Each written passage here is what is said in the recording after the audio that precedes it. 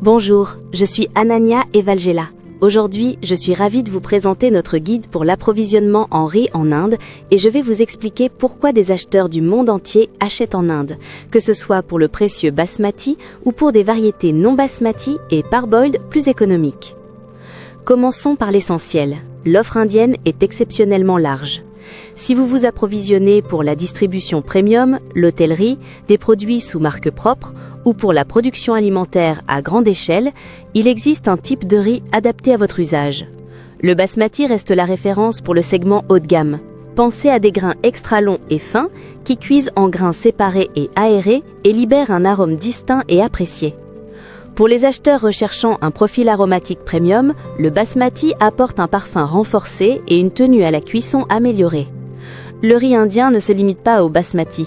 Les variétés non basmati à grains longs offrent une cuisson prévisible, des rendements de mouture stables et une excellente rentabilité pour les fournitures en vrac, les mélanges d'ingrédients et la transformation.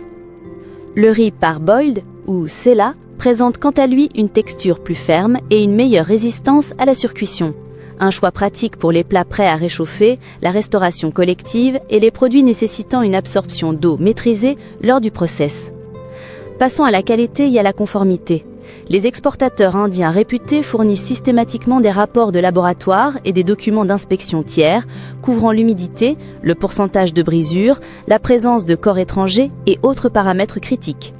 Beaucoup de fournisseurs opèrent selon des systèmes ISO et HACCP, GFSI et peuvent fournir des certifications halal, des certificats phytosanitaires, ainsi que des agréments nationaux tels que FSSAI ou AG Mark le cas échéant. Ces certifications et rapports sont des outils essentiels pour la qualification des acheteurs et le dédouanement. Quelques conseils pratiques avant de sourcer.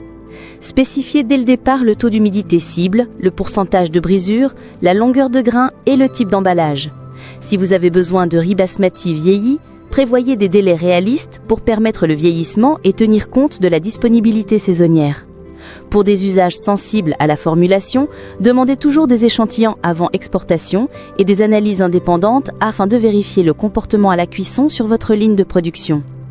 Si vous souhaitez recevoir des fiches techniques, des échantillons ou un devis FOB-CIF pour votre port cible et vos volumes mensuels, nous pouvons vous mettre en relation avec des exportateurs vérifiés et fournir la documentation nécessaire pour qualifier rapidement les fournisseurs.